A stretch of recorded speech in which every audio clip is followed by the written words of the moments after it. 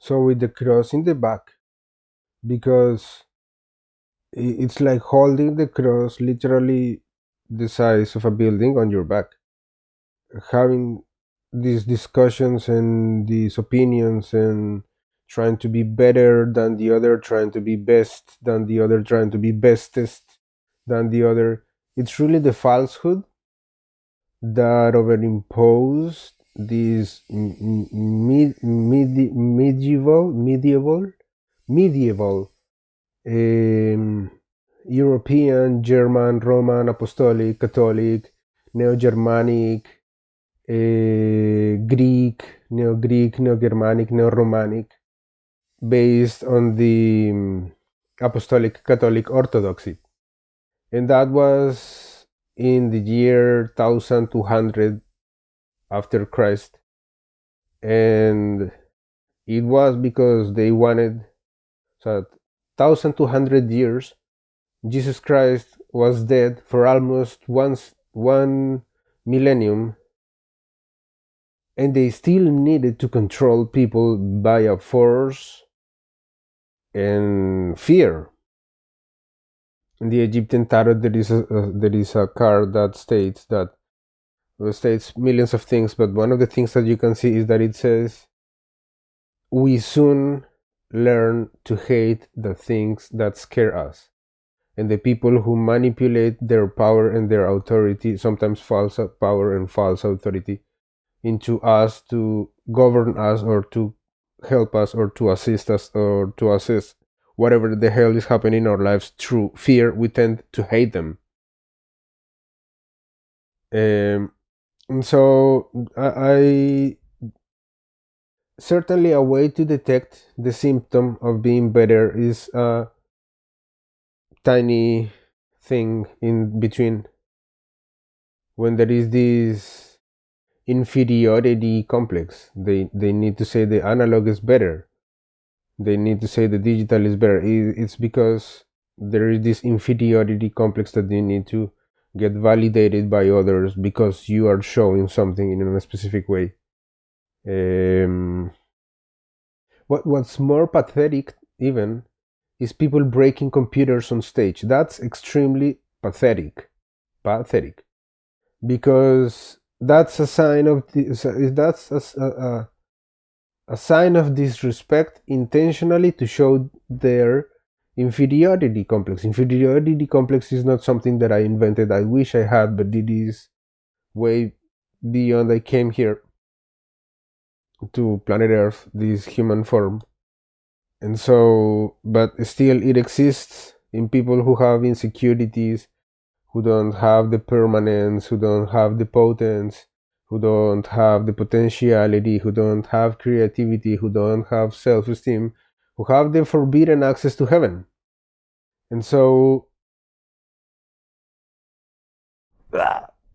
and so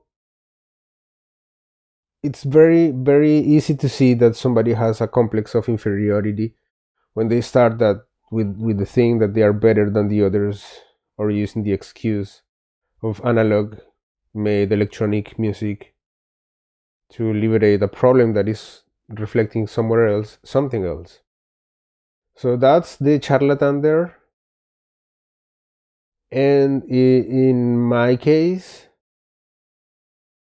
I have an extreme position on digital side that I am going to try to soften a little so that I don't injure other people's opinion. Like, I don't change everybody's opinion just because I say it that way. I am an extremist of digital, everything digital, but I think the point here between digital and analog does not have anything to do with mathematics, because I I tend to believe that the way of rationalizing that the human has nothing to do with fractals in a very uniform, perfect manner. Although digital offers you that possibility and analog never offers you, I think it's not about that. And there is there is, I think, a possibility of inspiration when we talk about mathematics, when we talk about rational numbers and rational people, what is the difference between rational people and rational numbers? And the thing with the rational numbers that I like so much is that you can always simplify them and you can always reduce them by any multiple of any other multiple. You can do it, and if you don't, you might have other options, and if not, then you don't have an option. And that's the exact reality in both cases. At a certain point, you can obtain a result and then sub-obtain another result and then sub-obtain another result and then come to its minimum expression and say, right, I finished this exercise because I simplified the number and I don't have any more fractions, so I don't have any more results. This is it. I love it. I am in peace. Like Vasily Kandinsky was teacher of arts and painting, and he said that the colors, although they give the notion of structures of the world, and he referred to the green color as the color of peace, and although it is true that that's part of the techniques for that period that he was approaching, although that it is true, one thing that is also true is that the artist has its work of art in front of him, in front of his eyes, because a few reasons. First, it has to be that because it gives you peace. And then he mentioned others that I don't remember quite clearly, but the one that convinced me was that it gives you peace. And when later on in other pages of the same story, he said, like, why peace? And he begins, well, peace because you don't feel the stress of having to correct every mistake, of having to correct everything here, everything there. Peace because it's finished and you enjoy it and you like it. Yesterday I was mentioning I have like 15 years in my studio. I don't know anybody music, I mean like close personal relative people and some other on YouTube, but it's not that big, that my library of music is not really big. And because I've been imbued, I've been trapped in my own trap. No, but I haven't heard much other people's music, and it's a little like that. When it gives you peace, you can enjoy it, you can evaluate it, and see if you want to make another work of art based on that one, or based on another, or continue that one in another track. And those kind of reflections come from when you have peace, when your work of art gives you peace. And if it gives you peace, it's because it fulfills the prerequisites. Now, who are you to say that analog is better if I do it on a computer and it gives me peace? Who are you to say I am unpeaceful for using a computer? See, it's really absurd. It's a discussion so absurd for absurd people. There are absurd people, there are crazy people, there are maniacs, there's tons of people saying really absurd things and asking themselves, trying to convince themselves that they can answer the absurd side of things always in every question. But I don't, and I find that there is this illusion desire for things to be big rather than to be interesting. Venetian Snares is the perfect example. I don't know if you remember these pictures on his Facebook profile where he had this giant inimitable studio. It's a hardware setup, and for a people or person my age might say that's impossible. How many years do you need to spend in your life to have that monster installed in your house? You know, like, it's crazy. It's really interesting. I love it. But it made me formulate myself other questions that other people might not, in the sense of it is admirable. And if you look at his work and his discography, and you have a little of a criterion between what is good music and what is bad music, you might enjoy what he formulates. Sometimes it's experimental, sometimes it's extreme. I don't know how to describe it. He might have his own words to describe his own work, so I don't want to be offensive, but I think we can all agree rationally that he is a little of an experimenter, of a crazier, and of a heavy, and of a breaker, and whatever.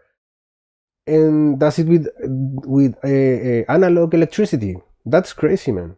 To me, that's crazy, because I live in a world which I believe everything should be digital electricity, but not because of music, but because of the efficiency. And then you come to continuous current, and then no, you have to have alternate current, and then like I don't want to live on the clouds, and I want to live on the soil. And how do you convert this thing? How do I make it to not explode my house? It's a really interesting topic. And you see how much fun can you have is also limitless. You cannot place a limit into how much fun you can have with analog electricity or with digital electricity. And to finish this conversation, I think it's a matter of taste, it's a matter of personal likes, of what you enjoy. How do you enjoy discovering what you discover, what your field of study is? Sometimes we look, for example, at a MacBook, and we think, what are the components? There is a processor. Okay, there is a team of people on that processor. What is the RAM? There is a RAM memory, who stores nothing but makes everything efficiency and behavior and performance. There is a team of people manufacturing the design, maybe not manually the components, but we can all agree that rationally it needs the design of a human being.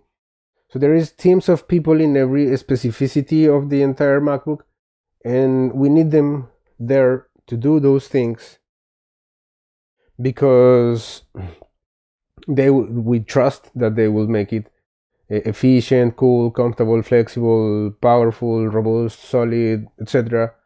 All this perfectionism that doesn't belong to humankind, and we expect them from them because they are humans too, and so we are wrong. But this is reality, and this is how it happens. And eventually we are always wrong and they are always right, but it doesn't matter, because we always complain about something that we don't understand. So not understanding analog electricity to generate electronic music, or to generate current to create electronic music is a thing that applies also to digital electricity to make electronic music. And I think there is not too much discussion on that. I think it's a matter of personal taste, is what you like the most, is what you enjoy the most, is what makes you happy the most. I had a friend, a colleague, who worked in electronics, and then worked in electricity, and then worked as a trucker, and said, I never thought that being a trucker would liberate me so much.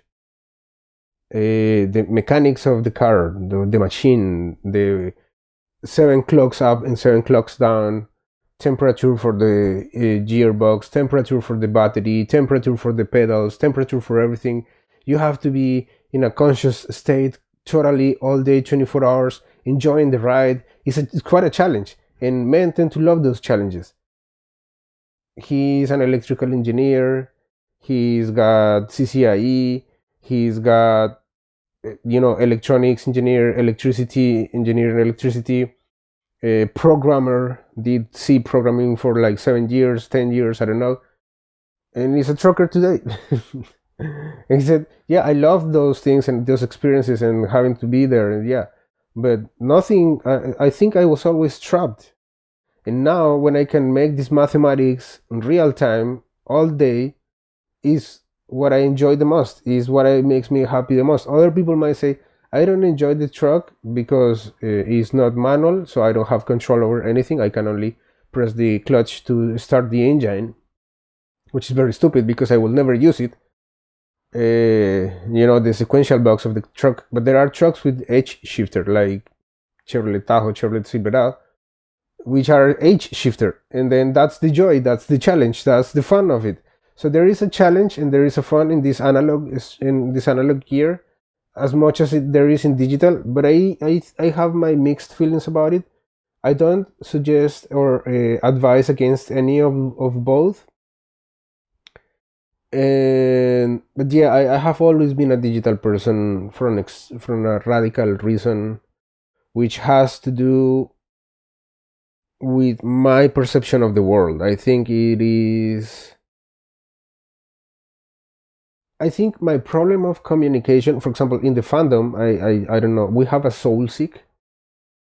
It's not called soul seek. I'm not gonna call the name here because it's on a port to I2P, and some people get it through Tor extension, and I don't want it to get mixed with the incorrect people. But we have a soul seek. Let's call it a soul seek, where we meet sometimes and we chat and we talk a lot of things and say, and it's interesting because it's a website that I maintain, is hosted and in my server, my thing, and whatever.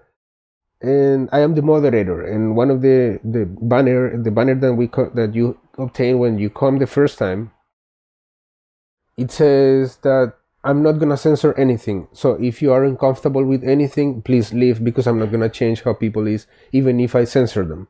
So how people are, even if I censor them. And it turns out that the community is beautiful. People is extremely honest, extremely transparent. No secondary intentions, to the point that I have discovered so far. Let's find out. And but it is a little divided. The fandom is a little divided because there's been like 3 weeks in which everybody asked politely, like, you have to make a video about this particular subject, and I have been avoiding it. I made myself the fool, made myself the idiot, and published a song, and then published an album, and then published another song, and then posted Silent Labyrinth, and then a video, and then everybody is like gelling at the Soulseek, like, what the fuck, this guy, he's hiding the truth. And the other people were like, well, maybe he's had his reasons. And approaching that subject a little, it's a problem of communication. And when you diagnose that there is a problem of communication in a person like me, is the symptom of one of the worst diseases, which is called positive involution over an horizontal axis. When you have either a Cartesian coordinate plane, or three-dimensional or multi-dimensional with the surface being curved, or bidimensional, three-dimensional, but you have a plane and you have a reference to time and space and motion. And to physicists, acceleration is always acceleration, positive or negative, but it doesn't change. So negative involution to me is like the opposite retrodicted of negative acceleration, because eventually you move only toward the right. You never, tomorrow is going to be tomorrow, it's not going to be yesterday. Right? I know this is a little too specificity of mathematical through the microscope, but tomorrow is going to be a new day. Tomorrow is not going to be the old day. Tomorrow is not going to be the memory. It's not going to be the thing that you remember. It's the thing that you don't know. And that you can't explain. And moreover, you cannot predict it. You cannot predict anything. If it were because of that, you cannot predict that you will wake up at the same minute, at the same second, of the same milli, micro, nano, picosecond. That's the nature of human spontaneity. I don't know. But negative involution moves through simplifying through the x-plane towards the right, as it increases on positive integers, and it has this tendency to evolve inward. I like my world to evolve in my mind. I don't want materialism. That's why I don't give interviews to magazines or exclusives to this particular blog. No, I don't feel comfortable with that. I don't do media. I don't do none of that because I don't feel comfortable. I don't enjoy panic crisis. No. But I have this place, this safe place where I can open my heart, where I can say it with words spontaneously. Sometimes not so much. Depends on the day. But yeah, and so this negative involution happens as time proceeds. And the more days that happen over the X plane, day 1, X1, X2, and you can say it in multiples of 12 because it is obvious that the music of Megaol recently is in multiples of 12, although a little asymmetric and not not too coincidental, but a little asymmetric intentionally. So 1, 12, 24, 48, and at the fifth one, when there is no space, you cannot say there is 50 or 52 or 60 or 62, 70 or 72, 80 or 84. You cannot say that you have to wait from the 48 till the 96, which is really far away, rather than saying 0 to 12, because it loses its mechanic motion coherence. So the more you move, the more you have to wait, and it becomes longer. Therefore, the songs are like 8 minutes, 9 minutes, 15 minutes, and like, why? And it not only depends on the spontaneity of expression, the people playing my songs, I trying to assist them and coordinate the thing and make a suggestion, a tip here and there, an interpretation, remembering how the paper was written, but also complement the paper. How can we share and throw ideas at it?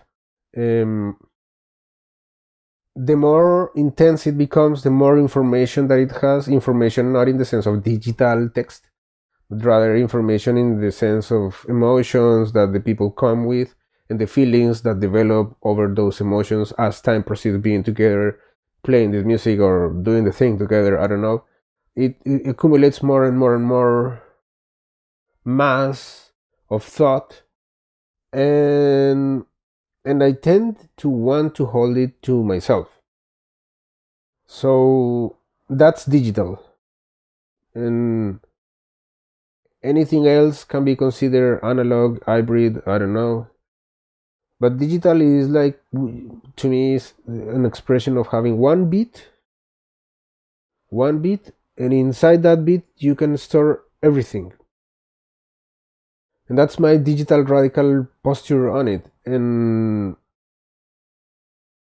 but it is not a prerequisite to make electronic music in a creative way. If there is analog structure and architecture and topologies that are interesting for a song, and huge chrome cylinder box unfolding by Venetian snares, and then I don't know who anybody has a really interesting studio else, but I suppose there is another artist, and I'm gonna mention it now. Artist 2 also has some interesting topology for his album, and with the same rig, a different topology in a different album. That's creativity. So there is no good or bad in that. There is no better or worse than that. So, and another effect that can happen is that you're very good at analog, so good that when you come to digital, things might seem different. Or can happen that no, that you adapt yourself easily because they are the same concepts, they are the same definitions, they are the same explanations, and the results should be the same. But since I am open to any possibilities because I am digital and anything can change in any direction, I can safely say that it is not a prerequisite to make electronic music in a creative way. It's a little like I said yesterday, that you have to have a process of evolution for yourself. You need to live that process. You need to enjoy that process too. It's not a process of results, or at least not of material results. It's a process that comes from results, and the results are not your work of art. It's not a piece dignified on a museum. Is your mistakes. The results are your mistakes. Are the failures, are the things that go wrong because you don't enjoy them, because you don't like them. That's the results. And from those results, you obtain certain knowledge, you evaluate, you come to somebody, say, I had these mistakes. How do you think I can implement it in my taste? My taste is as follows, and this is what I enjoy, this is what I like, this is what I want to achieve, right? And you conversate about your mistakes, about your bad taste, about what disgusts you, those things for a while, and then you start to have them so present as solutions that you no longer make those mistakes. You make other mistakes, maybe more complex, maybe more difficult, maybe more complicated to draw, but it doesn't matter because it's a process, and eventually you get free of that. You get free of every mistake, and that's an important statement to make to oneself. When am I going to be free? When is this over? And there will be a point in which you will be completely free of everything. I am completely free of my own mistakes. I am completely liberated by my own mistakes, by my own failures, by my own lack of understandings after almost 20 years, because I started when I was 10 years old, 8 years old. Today I'm 38, a little too mathematic. I have 28 years, from which 10 to 12 were practicing. Yeah, am I right? Yeah. 10 to 12 years practicing, leaves almost 16 years of what?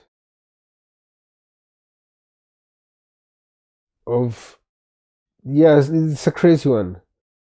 16 years of almost, it's horrible, of failures and mistakes and horrible songs that you don't like that probably nobody will ever enjoy. But it is that way. It's not in a different way, right? And Megal started exactly 13 years ago, 10 years, 13 years ago. But I don't feel that restriction that my personal taste, my personal criterion says that sounds horrible. I don't like it. It's wrong. Correct it. And correct it in a manner that doesn't destroy what was before, please, because we have 3 days working in the song. Right? And yeah, you get at certain point you get free from that. And it is only creativity, and you dominate the concepts, and it's like learning to build with Legos. You have this possible, and then this possible scenario, then you have this possible scenario, or like building these giant structures of the Hot Wheels. At certain point you will know what does each part, and you can combine them in a way that you consider creative.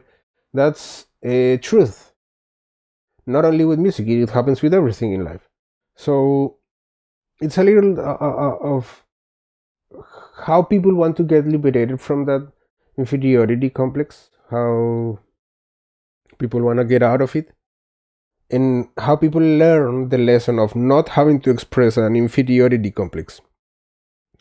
I believe that people who express their inferiority complex are miserable, are pathetic, and when they die, they will have a horrible time remembering all the damage they caused to other people, because it was emotional, spiritual, on a mental level, not physical, and that will injure them even worse. And even then, I will still call them pathetic and miserable, because nobody gives them the right to destroy other people. Nobody gives them that right. It's not correct. It's wrong. And mediocrity, the easy way, the easy path, simplifying everything equals zero every time is not a correct solution. It's not the correct answer. And so, yeah. Now to my point, because this is what I think. If you want, you can leave this video now. Up till now is how I see the battle between analog and digital, and my answer is it does not matter if you liked it or if you enjoy it in digital or in analog. It's a matter of taste. It's a matter of personal joy. It's a matter of time, that what you want to discover are different processes, mental thought probably different, and the thought in your fingers might need to be attuned to your mental thought, because that's like with an instrument. But more than that, I don't think it is rocket science. What's rocket science are the results. That's really interesting. So yeah, I don't think there is much to conversate about it, other than to say that there is pathetic people expressing their inferiority complex. One doesn't express that. One expresses one's own virtues in a respectful manner with tons of knowledge. One expresses how to recognize oneself in a manner that is in sync, that is synchronized directly to the source of origin of the cosmos, which is what multiplies the waters, manufactures the oceans, manufactures trees and forests before you even get here. One doesn't express inferiority complex. One expresses what it means to be part of the universe by staying true to the truth, no staying true to the problem that somebody created in your mind with a solution and a product with a MIDI-Corpac solution. Mediocrity solved everything in one click. No, that mentality is wrong. And for that, I'm going to sing till the end. Now we can. I want to sing to you, if you don't mind. No, I don't have it here. I can't sing anything to you. I thought I had the season of a recording that I did to my other project. You can visit it. Is like me professing the sacred text that will liberate humanity from their own defects, from their own mistakes, and from their own imperfections without relying on any materialism, only what your spirit can hold, or only what your spirit can offer. And therefore, what elevates your mind, elevates your spirit, purifies your soul, purifies your mind. You can find it. I think I am gonna leave the link in the description. That's why I look. That's who I am. And the text says the following: Jo se chelai se sachi lage, nit sachi kara karan. And trying to explain that, it's a little too complicated, but in essence you can say that if you link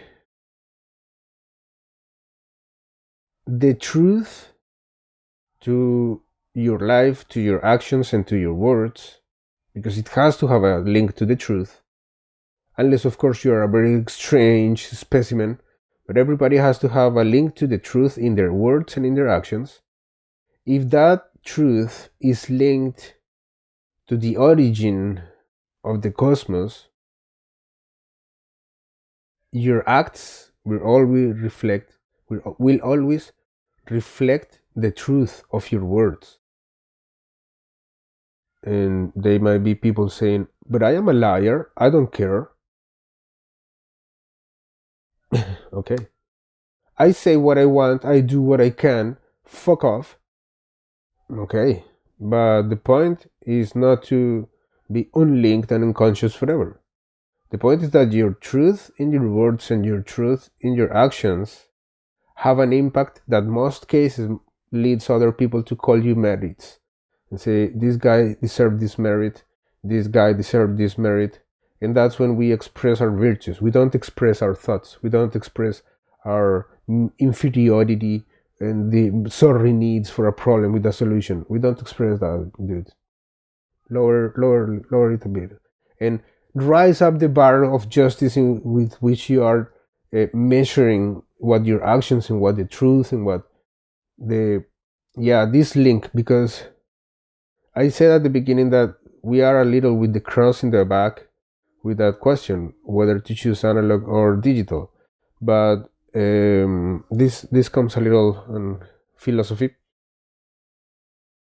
At certain point you will start to have to explain why the world is the way it is. Why does it has knobs here and in the digital realm? Why does it has cables here and in the digital realm?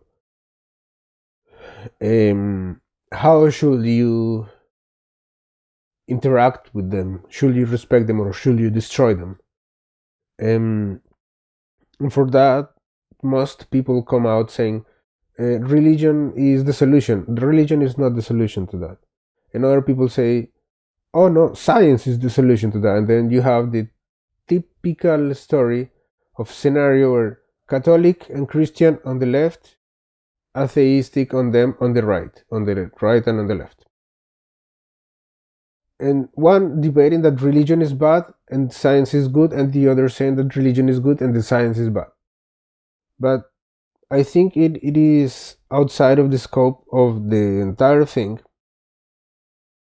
because religion is like the evidence that we are together, because what links us to the true one is linked to our actions and our words, and therefore we go together as a religion to express that gratitude to the infinite. Whether we call it God or not is our entire story, but we get together to it because it links us, not because we need to convert other people to what we saw. Although we saw miracles, it doesn't have anything to do with that. It's just because you can see that some people words and some people actions don't have any impact. They still lies, they are not connected to anything. So there are still questions which cannot be answered by simplifying them to a problem with a solution. What will the carpenter say if he started? What will he achieve and accomplish in his life if he started by saying, I have a problem because I need to build a chair, but I need somebody to solve my problem? What kind of logic is that? So I said that music can express the way you create a universe that you want to live in. Some people have this religious music. I have religious music forever, and is part of my religious rituals. I don't require anybody to join them. And if you enjoy the music doing yoga, that's one of its purposes, or doing Pilates, or doing Alexander, or doing any other kind of mindfulness, or new wave personal rituals that you have that help you move on and clear the mind and clear the facts. That's its purpose. It's not only religious. I have heard my music in yoga studios, which is crazy because most of the studios that I come to are more new wave, and I am like, it's an honor because I do it when I'm doing yoga. But eventually it's crazy. I love it. I can't be any more thankful, and that proves my point that music links people because it connects, because it creates those links where those questions still present. So at certain point you stop trying to find answers to every question and start to say thank you to the infinite, or thank you to God, or thank you to the cosmos, or thank you to the origin. You start saying thank you and forget about all the complexities that you will never explain, because you're a human. You are not perfect. We can create instruments of precision, but they are that, instruments of precision, not instruments of perfection. And the instrument of precision can come up with really interesting explanations of how the world is the way it is. Another thing that relates music to religion, which is that religion creates links between people. Of course, this excludes the analogy with religion in the sense of Catholic and Christian, because they profess the story that God has beard, white beard, is taking decisions, he chooses the best beer of the country. That's very stupid vision of the spiritual infinite potential of the human being, simplifying it with limits. So no, it gets excluded. I'm talking now about a more inner focused, in the sense of inner human, and it creates these links between people, and also is a reading. Sometimes you can read what surrounds you with a song. You place a song and see what's around you. In other cases, it's more explicit, because some ritual and religious music is pronounced is written, is expressed through musical instruments to describe what surrounds you. So, for example, I think I have another line here. You can see the infinity present everywhere because of its links with those who are conscious of the Nam. And a good analogy to that can be fruits. There are rotten fruits and there are normal fruits. And as such, it's interesting because everything has its cycle, everything has its. But in present, in an eternal, constant present, you don't want to live in a bed full of rotten potatoes. You want the beautiful ones. So that link between you and the rotten, or the description of the thing,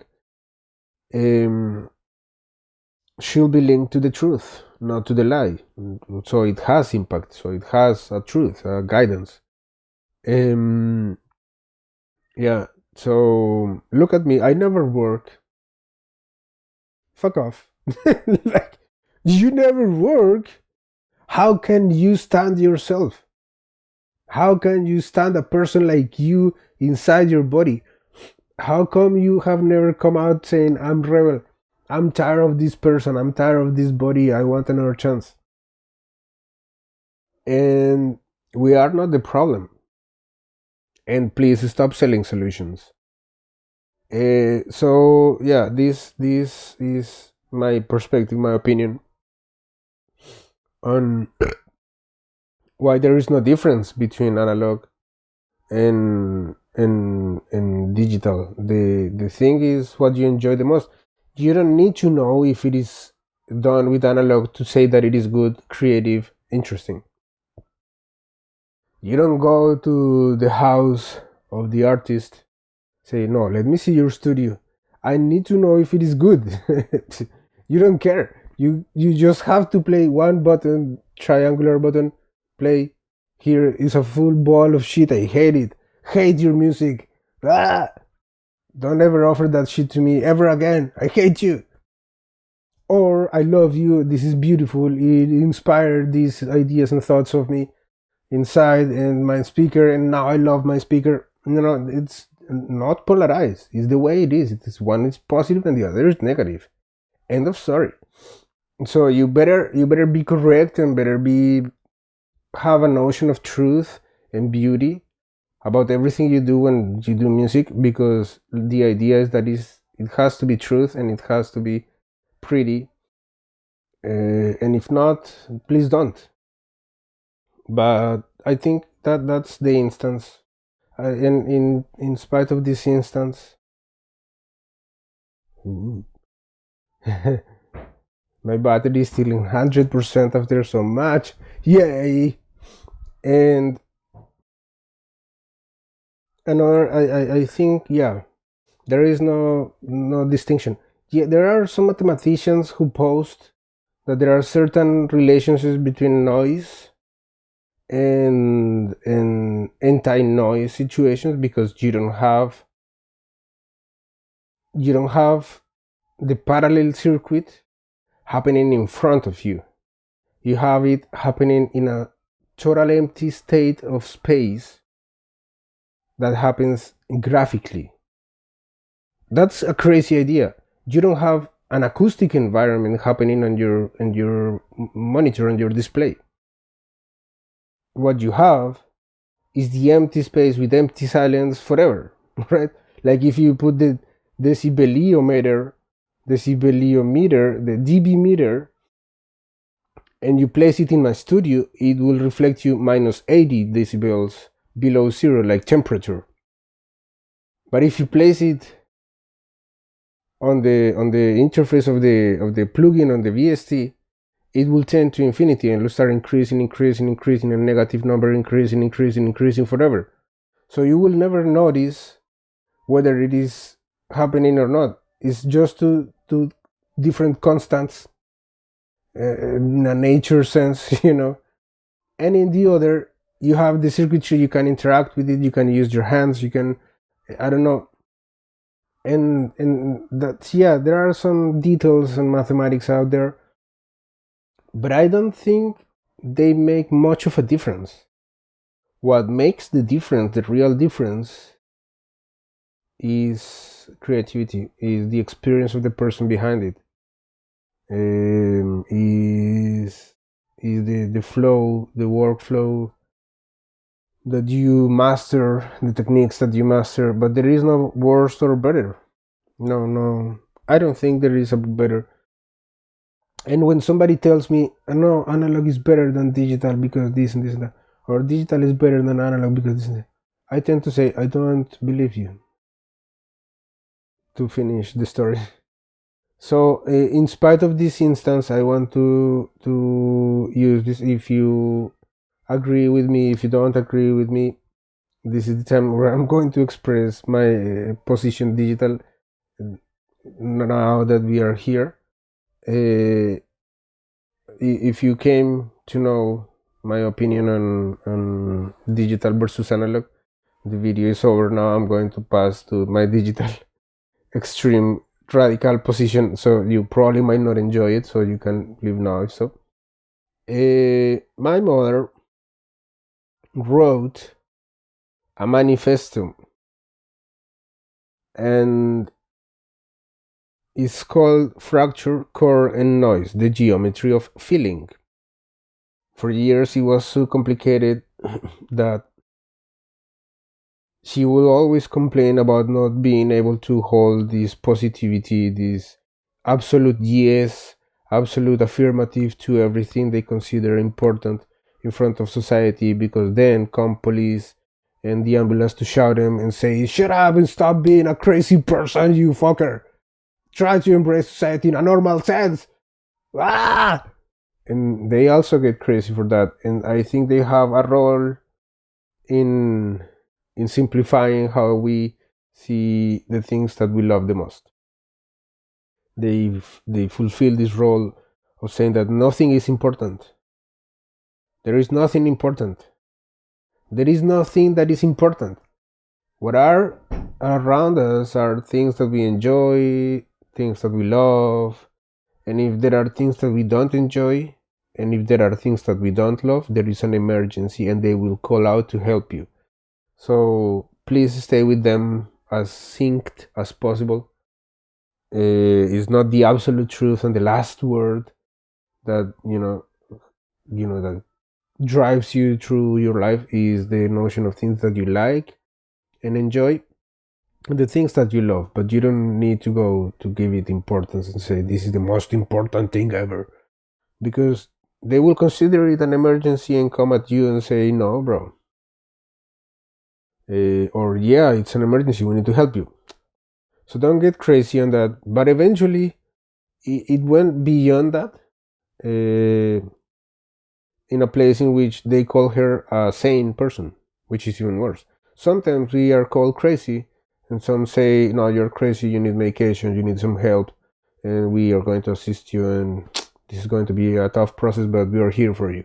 In some cases, they say, no, you're sane. End of story. Solve it yourself. Fix it whatever way you can, motherfucker. And then that's the tough part, and it's complicated. So I with all those problems that arose from experimentation came another problem, which was why is there this constant noise, this constant interference, this constant interaction, this constant distortion, the crosstalk, everything happening right there? Why is it so? Why is it has to be that way? Why can it not be in a different way? Well, I don't have the answer to the question. When I was 15, she asked me that question, and I said I don't have the answer to that question because I come from a place where everything is absolute silence. So I am the worst person to ask that question to, because I will never be correct. I will tell you the truth, but is it useful? Is that truth any useful? So I think I want to read it. Then I translated it to my language. And finally, a few thoughts is really radical, and it's opposed. It's a manifesto on why to use digital over analog from her perspective.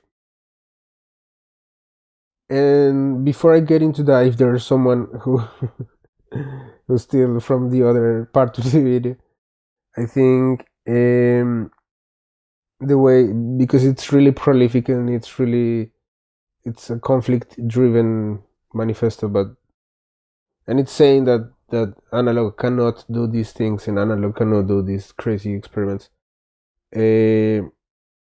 Sometimes I believe, from my digital perspective, not from the digital perspective of my mother, but from my own achievements, I tend to consider that if you have children, you can relate to this. Let's, for example, have two kids, and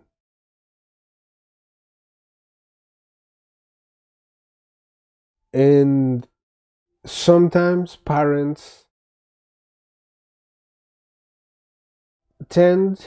have this tendency to believe and accept and embrace that their kids approve the class with the minimum note to approve. If the minimum note to approve is 4,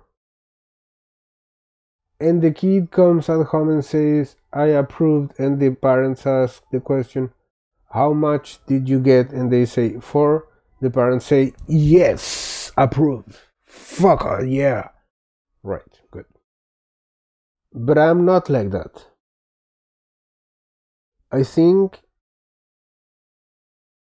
my children have the ability to discover, to evolve, and to create themselves into a human form of intelligence that is beyond digital, is beyond analog, is beyond everything.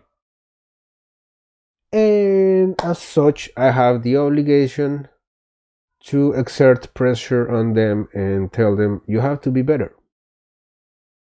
And then you have to be better. And then you have to be better. And then you have to be better.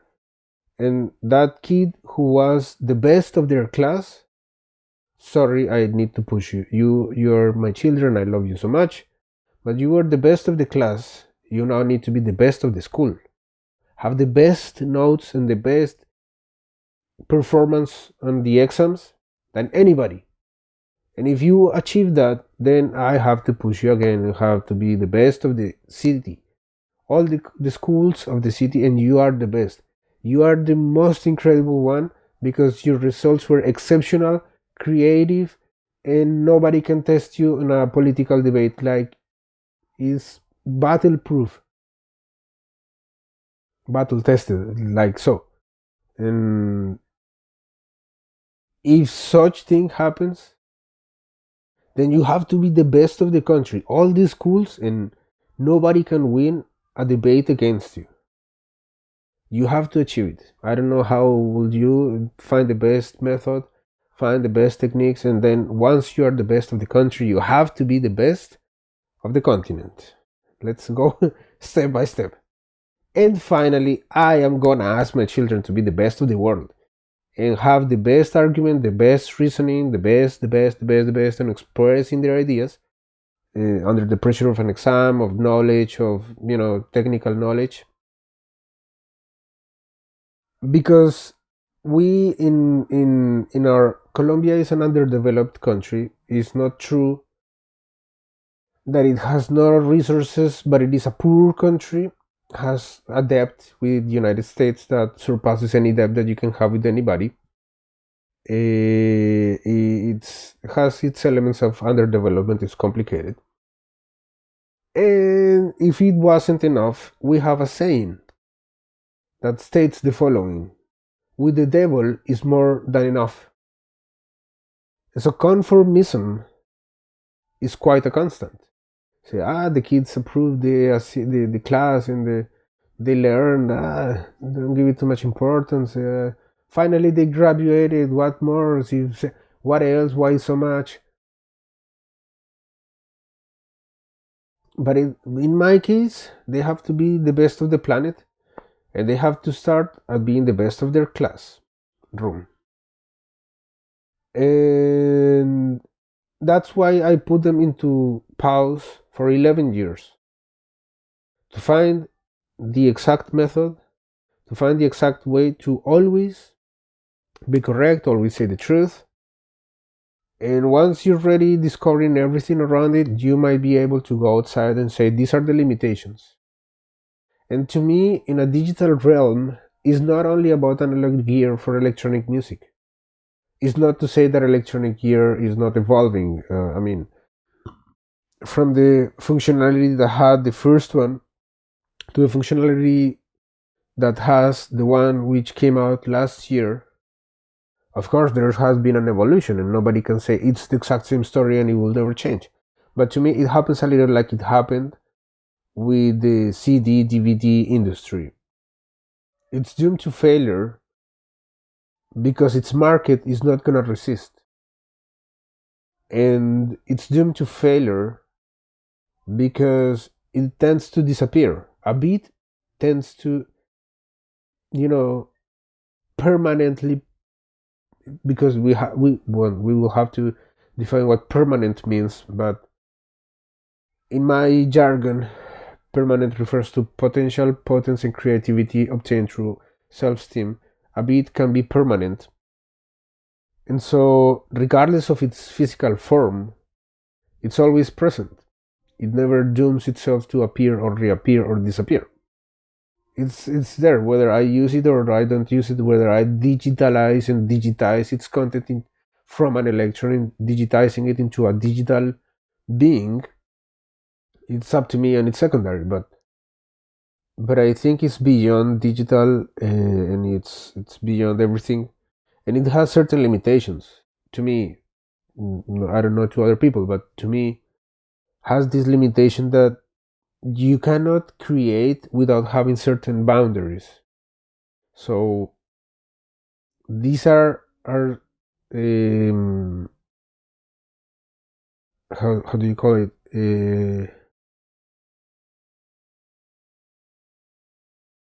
Supposed concepts which happened during the creation of the classical period harmony, which stated that the more limit or boundaries that you had, the better, because you can organize your thought in a more efficient way. The thing with efficacy and efficiency plays a role here, and but I'm not gonna get too much into that. But it plays a role, and I believe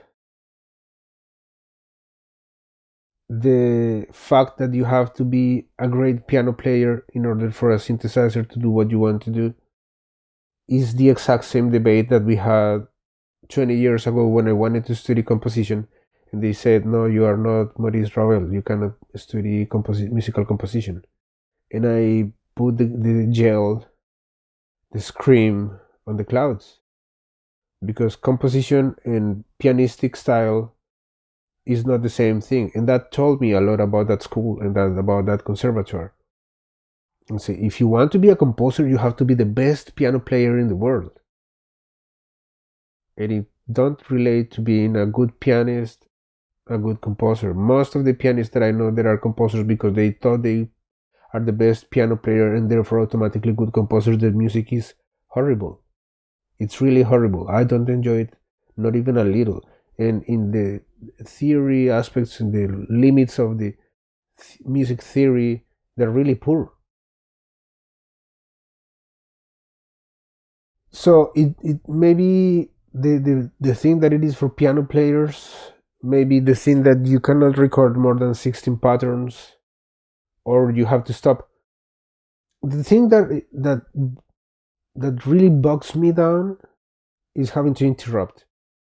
I don't interrupt my songs ideally. Even the long songs, for example, the End of the World series, I try to interrupt as less as possible. as much such that sometimes I have certain parts recorded and certain others be recorded together, like the acoustic instruments recorded with certain parts, if not complete, but at least certain parts of how the sequence is going to sound with the synthesizers, so that there is an notion of ensemble and the thing being assembled. But yeah, interrupting, I can't because it stops my flow. So I programmed 16, I needed 24, so let's do 12. Okay, so finish, stop! Because it goes super fast with thousands of notes. It happens like, stop it. Listen, okay, stop it, let's put the next one. And so every 12 seconds stopping, or things such as that is what I don't find as easy for me with the step sequencer. And because I don't know, and maybe I can be wrong, but there is no analog gear that can allow you to program infinite amount of steps on a step sequencer. Again, there is a limitation there. So yeah, it's more like that. Let's read the manifesto. But again, it's a matter of taste. If you enjoy it and if you can be efficient and concrete and it doesn't bother you, it doesn't bug you at all, I think analog can be a solution, can be an option, can be an interesting source of inspiration. Yeah. So fracture, core, and noise, the geometry of feeling. Breakcore music is not a genre, it is a rupture point, a crack where emotional impulses accelerate until they tear, where conventional musical structure dissolves in the vertigo of what is intensely human. There is no safer meter here, no pleasing harmony. Breakcore is a countercultural expression, not only because it defies established forms, but because it subverts the very concept of form itself. Right. First, crisis as algorithm. When I feel emotionally collapsed, wordless, imageless, Breakcore gives me a language, but not an orderly, logical one, rather, one closer to collapse. Every microfragment of sound, every glitch, every asymmetry of a distorted amen break is a synapse in short circuit, a small catharsis encoded. Expressing a crisis through Breakcore requires no translation. I don't have to soften the chaos. I can launch it exactly as it is, as it forms inside me. Analog hardware, however warm or real it may be, limits me. It offers already resolved paths, elegant solutions to soft problems. But my problem is not soft, it's a nonlinear equation, an emotion without a continuous derivative. 2. The geometry of expression. The classic hardware environment is like Euclidean geometry, straight lines, planes, predictable intersections. You can build with precision, but you're also trapped in a space that demands continuity, proportion, and basically repetition. Renoise, as a digital environment for composing Breakcore, resembles spherical geometry instead. Nothing is flat, there are no parallel lines, and everything curves back into itself. In Renoise, a pattern can fold like a sphere that bends and expands. I can craft precise asymmetries, impossible glitches, loops that feed on their own instability. There is no center, no border. Everything can affect everything. Sound becomes a curved field where emotionality turns into a navigable space. 3. Experimental impossibility. Some of the sounds I want to make simply cannot exist in a traditional analog environment without a disproportionate investment of time and resources. Breaker, at the molecular level, demands the ability to slice a fraction of a second, reinsert it in real time, modulated by variables that constantly change. These manipulations are experimentally impossible in classic analog gear. It's like trying to sculpt with water. Renoise, on the other hand, is my particle accelerator. I can intervene directly in the data, program affective states and as event tables, improvise without losing control. There's no delay between emotion and transformation. Here, I can destroy and recompose rhythm as many times as needed until chaos takes on form, a form that is only felt, one that only exists in the inner ear, like an abstract memory. Fourth, comfort in conflict. It is in Renoise where I find comfort, because it doesn't demand emotional stability. It doesn't require consistency. It is comfortable because it understands discomfort. Its vertical, surgical tracker logic allows me to insert voluntary mistakes, aesthetic failures, unresolved tensions. It's the only place where I can turn my anxiety into architecture. In a traditional DAW, digital audio workstation, I feel trapped in a square room that looks more like a parking lot than anything else. In Renoise, I'm inside an elastic sphere where I can bounce, explode, contract, expand. 5. Postscript. Sound as resistance. Making breaker in Renoise is not a technical choice. It's an emotional survival strategy. It's where my mind meets the noise and negotiates a truce. It's counterculture because it doesn't seek a market. It seeks an echo.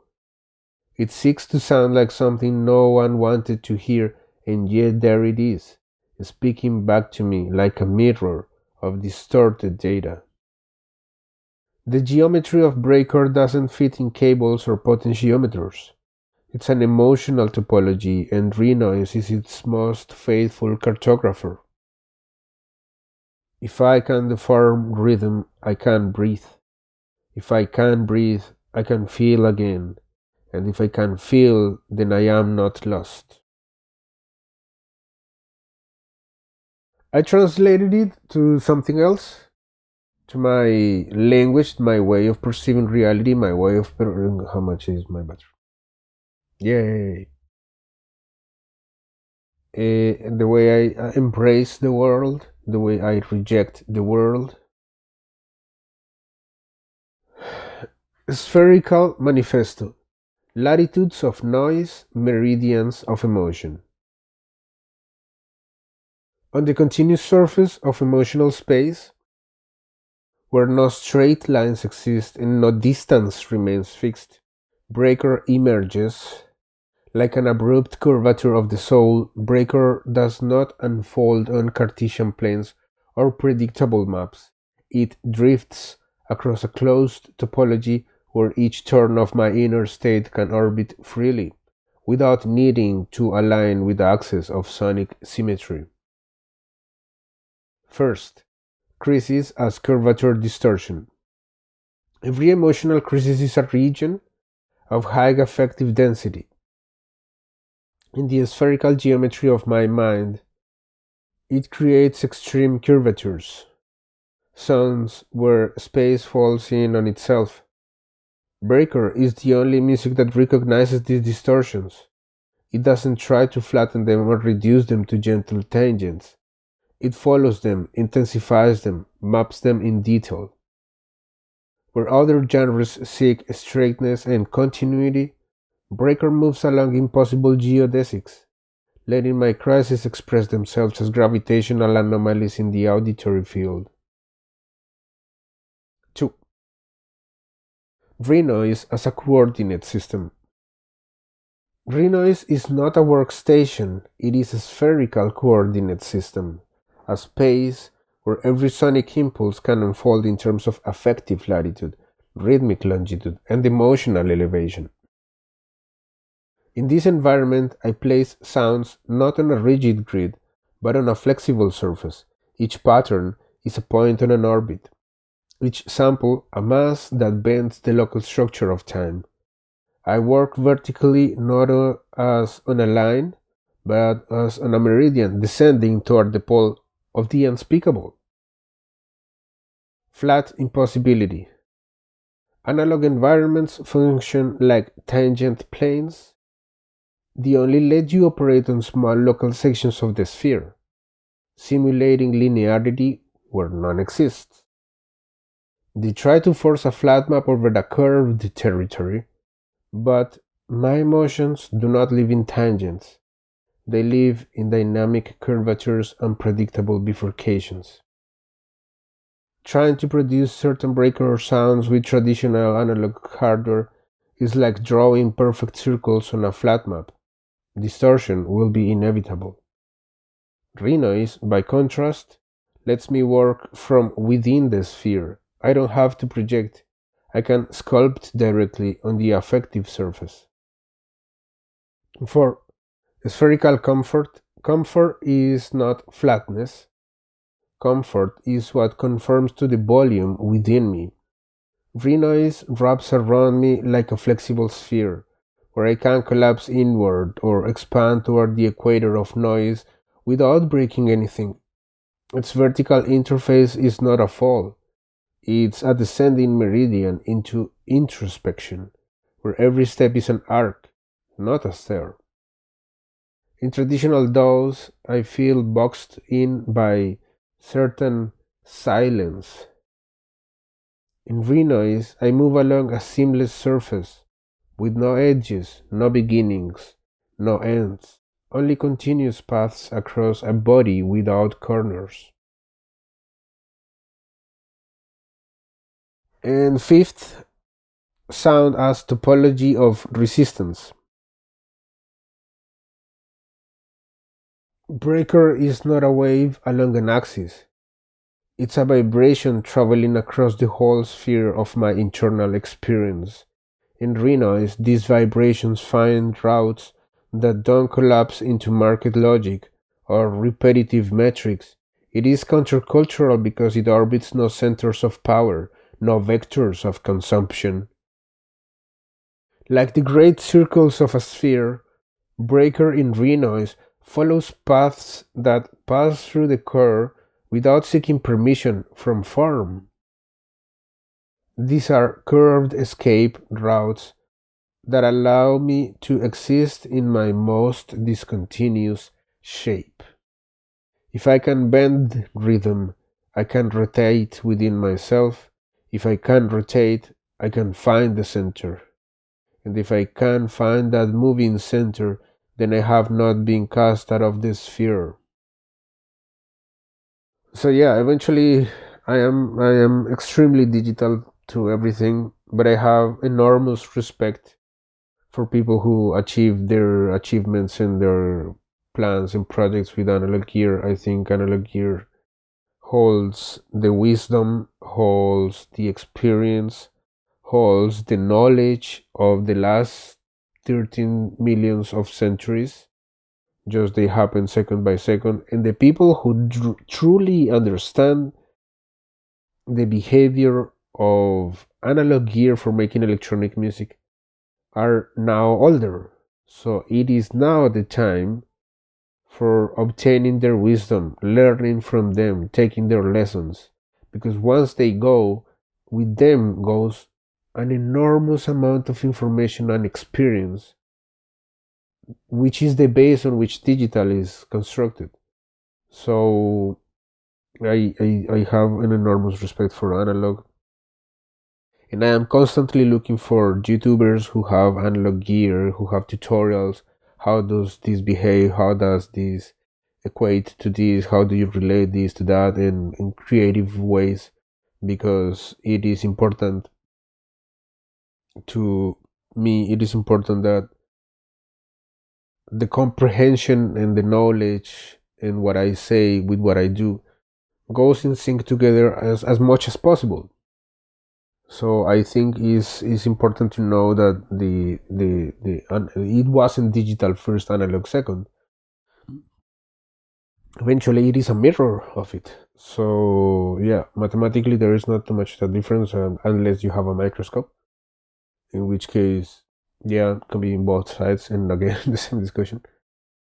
But yeah, that's it. I hope you enjoyed the manifesto. Mom, I translated your manifesto. Can you believe it? Can you believe I made a manifesto out of you? Ah, you didn't expect that one. I'm your boy.